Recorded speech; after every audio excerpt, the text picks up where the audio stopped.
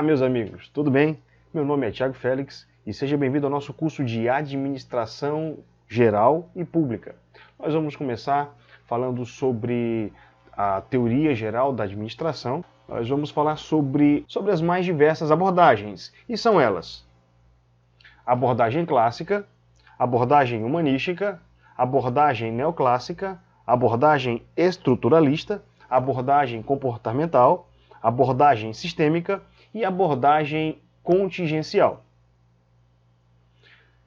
Iniciando com a abordagem clássica da administração, nós vamos ter dois expoentes, dois engenheiros, que surgiram aí no despontar do século XX, e são eles, primeiro, Frederick Winslow Taylor, que era americano, iniciou a Escola da Administração Científica, onde o foco era na eficiência da indústria, por meio da racionalização do trabalho operário. E o outro grande nome da administração clássica é Henry Fayol, que era europeu e desenvolveu a teoria clássica com foco em aumentar a eficiência da empresa, por meio da organização e a aplicação de princípios gerais da administração, também com bases científicas. Taylor e Fayol, os dois expoentes da administração clássica, eles não se comunicaram, até partiram de pontos de vista diferentes e até mesmo opostos, mas as suas ideias contribuíram de forma significativa para a abordagem clássica da administração. Os seus postulados dominaram as 4 primeiras décadas do século XX, no panorama administrativo das organizações. Bom, temos aqui nesse quadro o desdobramento da abordagem clássica da administração. Taylor desenvolve a chamada administração científica, que tinha ênfase nas tarefas. E Fayol desenvolveu a teoria clássica e a sua ênfase era na estrutura da organização. As origens da abordagem clássica da administração remontam aí às consequências geradas na Revolução Industrial e podem ser resumidas aí em 2 fatos genéricos. Primeiro, o crescimento acelerado e desorganizado das empresas. Imaginem aí o momento em que a humanidade, o setor produtivo, passa por uma transformação na forma de produção, na forma de fabricação dos produtos que até então tinham a sua produção de forma artesanal. E no início da Revolução Industrial, tem aí uma mudança, uma manufatura desses produtos. A produção passa a ser em uma escala maior. As oficinas dos artesãos davam espaço agora a fábricas, a empresas grandes. E esse crescimento foi de forma muito rápida e inicialmente de forma desordenada. Então é nesse contexto histórico, nessa necessidade de aumento da produtividade, de uma organização e uma organização de toda essa produção, é que surge aí a administração científica. Então aí, por conta desse crescimento acelerado e desorganizado das empresas e por conta da necessidade de aumentar a eficiência e a competência das organizações, nós podemos dizer, os estudiosos de administração, que foi Taylor que conferiu à administração o status de ciência, pois ele aplica ali ele faz a tentativa da aplicação de métodos científicos aos problemas vistos ali na administração e visando sempre aumentar a eficiência industrial. Nós podemos destacar alguns seguidores de Taylor: Gantt, Gilbreth, Emerson, Ford, Barth e outros. A administração científica de Taylor foi uma revolução no pensamento administrativo e no mundo industrial da época. E nós podemos destacar preliminarmente que a preocupação inicial era eliminar o fantasma do desperdício e elevar a produtividade. Elementos de aplicação da administração científica nos padrões da produção. Padronização de máquinas e ferramentas, métodos e rotinas para a execução de tarefas, prêmios de produção para incentivar a produtividade. E quais seriam, então, os principais objetivos da administração? Assegurar o máximo de prosperidade ao patrão e, ao mesmo tempo, o máximo de prosperidade ao empregado. Deveria haver aí uma identidade de interesses entre os empregados e os empregadores. Podemos destacar aí, dentro da administração científica, estes dois objetivos, essas duas ideias do que seria a administração.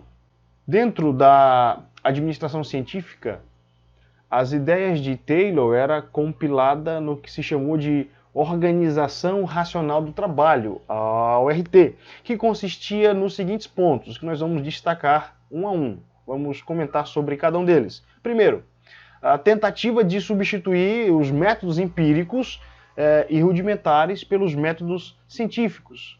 Era essa a ideia, era esse o objetivo da administração científica. E a ORT, estabelecida, proposta por Taylor, ela aborda os seguintes pontos. Primeiro, análise do trabalho e do estudo de tempos e movimentos. Essas palavras aqui são chaves. Estudo de tempos e movimentos. Estudo da fadiga humana, divisão do trabalho e a especialização do operário, desenho de cargos e de tarefas, incentivos salariais e prêmios de produção. O conceito de homos econômicos, condições ambientais de trabalho, como iluminação, conforto, etc. Padronização de métodos e máquinas e supervisão funcional. Vamos destrinchar esses pontos separadamente e entender o que significa exatamente cada um deles. Primeiro, análise do trabalho e do estudo de tempos e movimentos. A ideia de Taylor era eliminar dentro do processo produtivo ali das fábricas os chamados movimentos inúteis. Então, ele visava simplificar os movimentos dos operários de uma forma que fosse racionalizado ou fundido com outros movimentos para proporcionar uma economia de tempo. Então, com menos esforços inúteis, com menos movimentos inúteis, teria-se aí um ganho de tempo e diminuiria até o esforço do operário. Então, quais seriam as vantagens do estudo de tempos e movimentos? Primeiro, eliminação do desperdício e do esforço humano. Eliminação dos movimentos inúteis. Segundo, a segunda vantagem, a racionalização da seleção e adaptação dos operários à tarefa.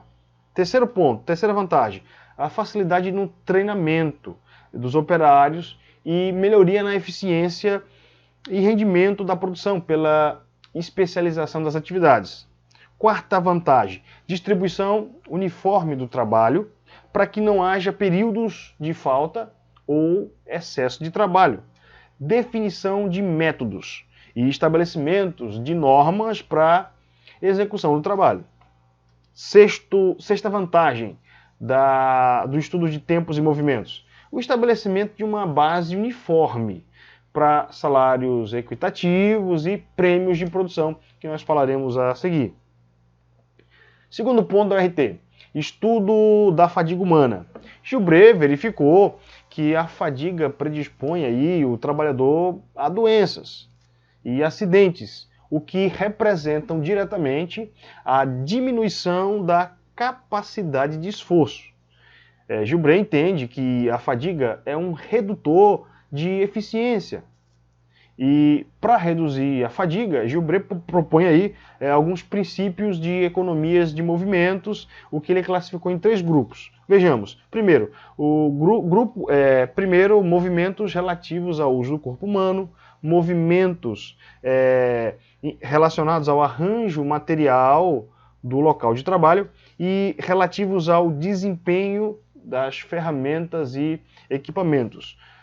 Análise desses movimentos elencados a esses 3 grupos que visava evitar ou diminuir a fadiga humana, porque comprometeria diretamente a produtividade.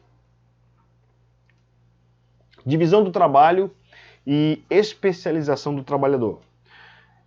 Uma das decorrências desse estudo dos tempos e movimentos foi a divisão do trabalho. E, além da divisão do trabalho, a especialização de cada trabalhador. O trabalho seria dividido de forma equitativa entre os trabalhadores e cada trabalhador seria especialista ou especializado em uma determinada atividade, em uma determinada tarefa.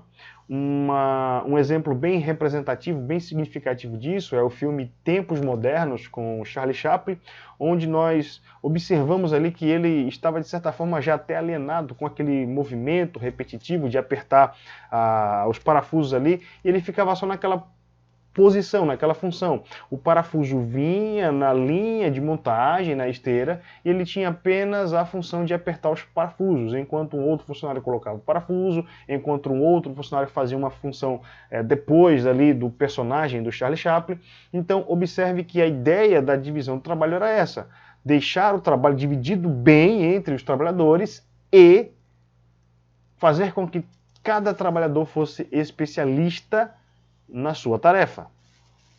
Na visão de Taylor, isso proporcionaria um aumento de produtividade.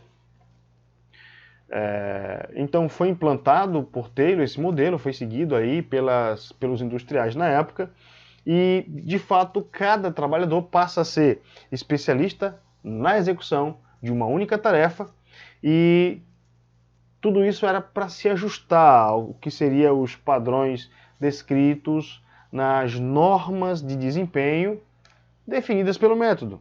Desenho de cargos e tarefas. O que seria tarefa? Tarefa, para Taylor, é toda atividade executada por uma única pessoa no seu trabalho dentro da organização. A tarefa constitui a menor unidade possível dentro da divisão de trabalho em uma organização. O que é cargo? Cargo é o conjunto de tarefas executadas de maneira cíclica ou repetitiva. E o que seria então o desenho de cargos? É a maneira pela qual um cargo é criado e projetado e combinado com outros cargos para execução de tarefas. Então, uma das propostas de Taylor na ORT, Organização Racional do Trabalho, é exatamente o desenho de cargos e tarefas. Cada trabalhador sabia exatamente o que fazer, como fazer e o método pelo qual fazer, sabendo que os seus movimentos estavam sendo ali devidamente cronometrados e a sua produtividade medida, acompanhada, gerenciada.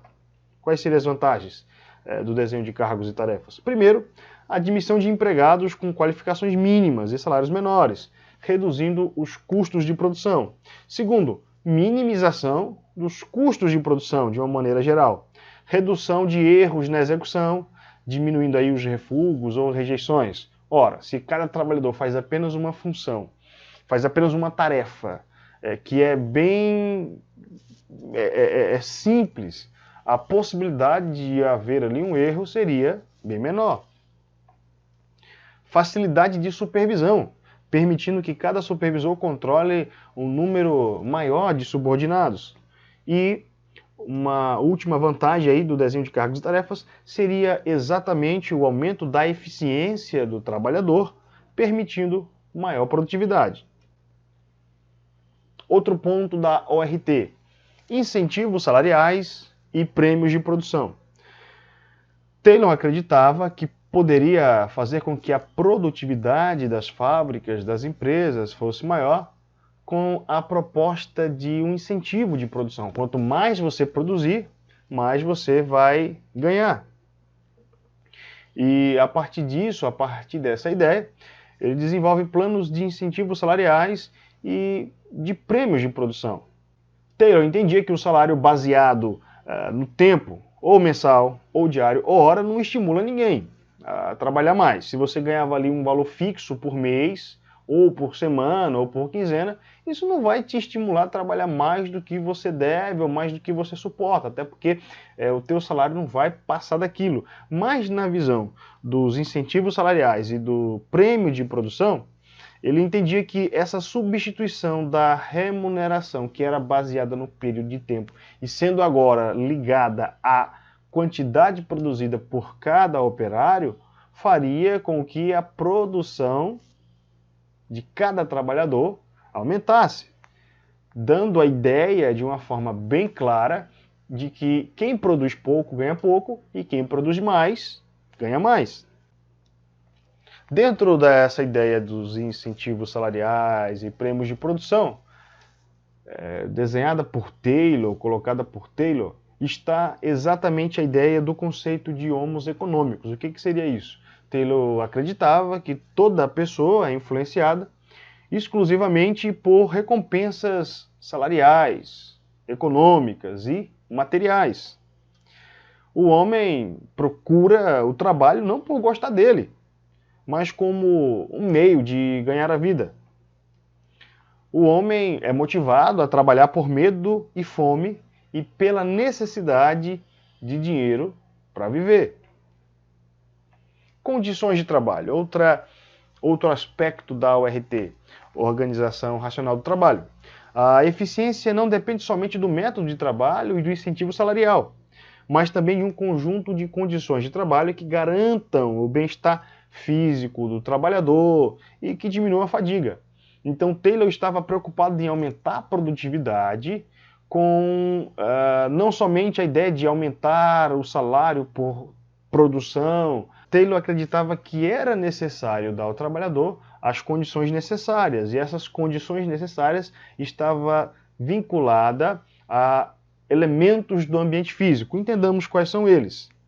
Primeiro, ele entendia que deveria ter uma adequação dos instrumentos e ferramentas de trabalho e dos equipamentos de produção para minimizar o esforço do operador e perda de tempo na execução de tarefa. Uma vez que esses instrumentos e ferramentas fossem adequadas ao trabalhador, teria-se aí melhores condições de trabalho, então ele poderia produzir mais a partir disso. Ele entendia também que deveria haver aí um arranjo físico das máquinas de forma que racionalizasse o fluxo de produção. Essa máquina perto dessa, porque ela já é a próxima etapa do processo, então se uma máquina que está ligada a outra no processo de produção estiverem próximas, isso significa que o trabalhador não perderia tempo se deslocando aí de um lugar para o outro, desnecessariamente. Melhoria no ambiente físico de trabalho, de maneira que o ruído, a ventilação, a iluminação e o conforto no trabalho não reduzisse aí a eficiência do trabalhador. Então, Taylor apresenta que esses aspectos aí físicos ligados aí ao ruído, à ventilação e iluminação, por exemplo, são coisas que deveriam estar em perfeita ordem, justamente para não causar aí uma queda de produtividade. Projeto de instrumentos, seguidores e utensílios para reduzir os movimentos inúteis.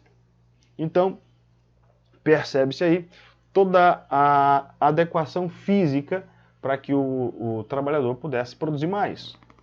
Padronização dos métodos e processos de trabalho. Nada deveria ser feito pela cabeça ou pela experiência do trabalhador, mas havia ali um manual descritivo de como ele devia fazer. As atividades, as tarefas estavam todas normatizadas. Bastava apenas seguir para poder executar as tarefas. Padronização também das máquinas, equipamentos, ferramentas e instrumentos de trabalho, matéria-prima, componente. O objetivo era reduzir a variabilidade e diversidade no processo produtivo e, consequentemente, eliminar aí o desperdício, visando sempre aumentar a eficiência. Supervisão funcional. Taylor entendia que cada operário deveria ser acompanhado por algum supervisor especializado naquela área, que entendesse daquela tarefa. Para Taylor, o tipo de organização por excelência é a que ele chama de organização funcional, abre aspas. A administração funcional consiste em dividir o trabalho de maneira que cada homem, desde o assistente até o superintendente, tenha de executar a menor variedade possível de funções. Sempre que possível, o trabalho de cada homem deve limitar-se à execução de uma única função. Vamos partir agora para as críticas à administração científica. Primeiro, mecanicismo.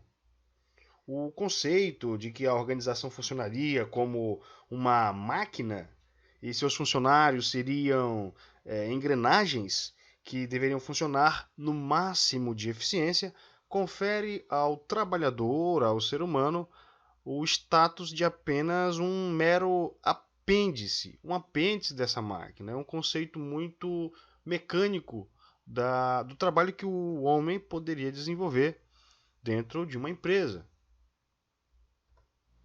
Outra crítica feita à administração científica diz respeito à superespecialização do trabalhador. Cada trabalhador fica ali especialista, fica responsável por uma única tarefa. Nós vamos ter alguns problemas. Se as tarefas mais simples eram mais fáceis de serem treinadas e padronizadas, também tornava o trabalho extremamente chato. Então, teríamos aí um problema de desmotivação ao longo do tempo. Outra crítica que se faz aí à administração científica diz respeito à visão microscópica do homem. Como o foco estava no trabalho manual e na ideia de que os homens se motivava apenas por um incentivo material, aquele conceito de homos econômicos, então reduzia o ser humano a um mero indivíduo motivado por algum valor financeiro. E quando, na verdade, nós vamos ver mais adiante que existem outros elementos que motivam o ser humano, que existem outros elementos que são extremamente importantes de serem cultivados, de serem analisados nessa relação patrão e trabalhador. Outra crítica feita à administração científica diz respeito a ser esta abordagem uma abordagem de sistema fechado.